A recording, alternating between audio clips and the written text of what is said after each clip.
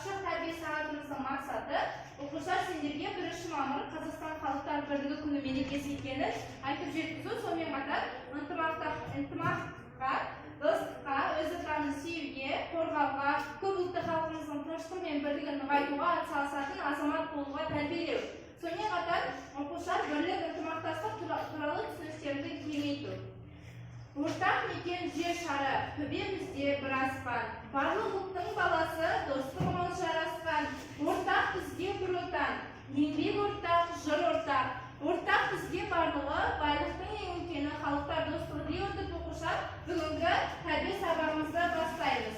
Оқушылар, жалпы 1 мамыр Қазақстан халықтар бірлігі күні туралы не білеміз? 1 мамыр Қазақстан халқының бірлігі күні. Қазақстанда 130-дан астам ел тұрады. Олар 150-ден астам ұлт өкілдері. Олар тату-тәтті өмір сүріп, соғыс жасамай өмір сүреді. Жақсы көрсе керемет, Бану. 1 мамыр күні әр адам, әр ұлт өкілдері өзінің ұлттық билеп және өздерінің салт-дәстүрлерін жасайды. Жақсы, Таразан. 1 мамыр менің ойымша бірлік күні. Керемет, тағы. Жауап береді оқушылар. Кім қалай түседі, Дария? 1 мамыр халықаралық бірлік күні. Жақсы отырады. Иә, дұрыс айтасыңдар, балалар. Жалпы 1 мамыр деген балалар, бұл 1 мамыр Қазақстан халқының бірлігі күні. Яғни бұл айтулы мерекені Нұрсұлтан Әбішұлы Назарбаев 1996 жылы қабылдаған жарлығы бойынша қазіргі таңға дейін ойланып келеді. 150-ден астам түрлі ұлт өкілдеріне ұлыстар тату-тәтті тұратын еліміз үшін бұл атаулы күннің маңызы зор, балалар.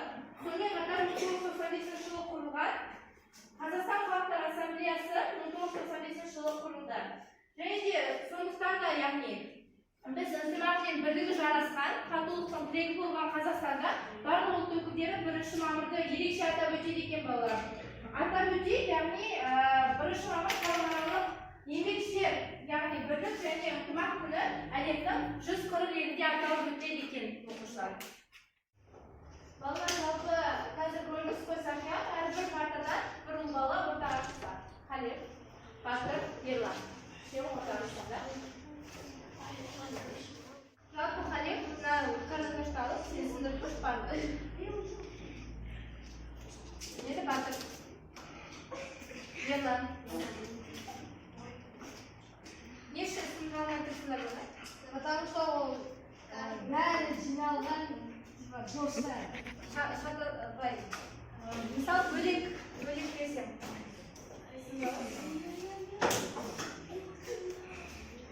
Жақсы. Енді балалар, оқушылар, мен бұны не үшін былай көріс кілетінде көрсеттім. Айтып көрдіңіз өз ойларында. Яғни бұл әр ұлттың адамдарымен бірігіп, елімізде, жерімізде ешқандай кедергі сұрамай әрқашанда бақытты бол. Ал егер сол кісілер ішінен бір ұлт өкілі шығып кетсе, яғни сол жердегі адамдар саны азаяды және біз бақытсыз болуымыз мүмкін. Жақсы, өте керемет. Тағы енді өздеріңіз жасасыңдар. Біз әрқашан сіздер көмектесіп, ал егер бөлек шығып кетсе, сізге керек болып қалуы мүмкін. Жалпы балалар әрқашан бірлікте ынтымақтастықта жұмыс істеу керек.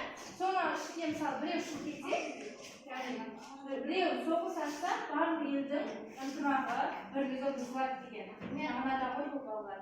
Жақсы отыра қойыңдар орындарыңа.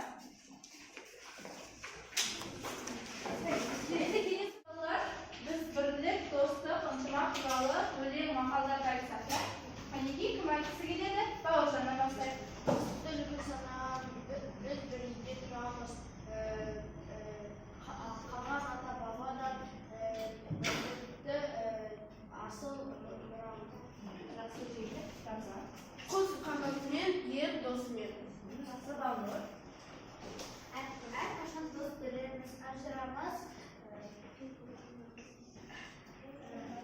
Әрқашан ілгері жүруге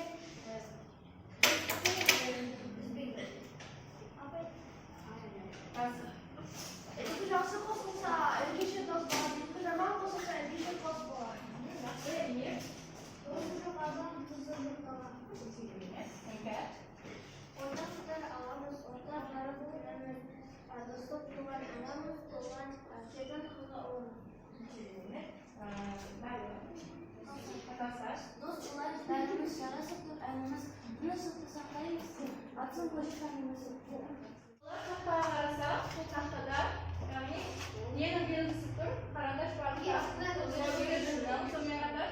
O da kuruyoruz. Ya, o da kuruyoruz. Bir dostluğun Dostluk şeyini ben kurttur ya balalar.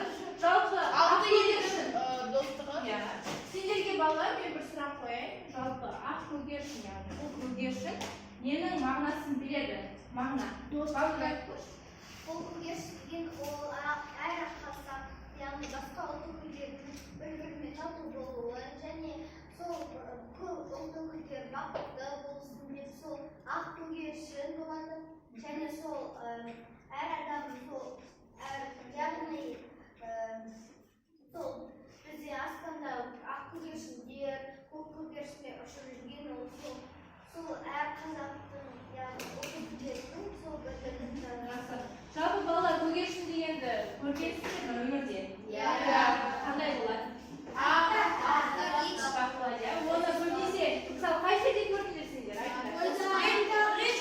Иә, тойда мысалы, тойда жастар ақ көгершін ұшырады ғой. Не үшін ұшырады? Ақ жол болу үшін. Иә, өте дұрыс айтасыңдар балалар. Жалпы балалар ақ көгершіннен ол жалпы бірліктен, татулықтан, ынтымақтан, яғни бақыттың құсы деп айтсақ болады. Соған байланысты балалар, біз қазір ақ көгершін қорын айтсақ.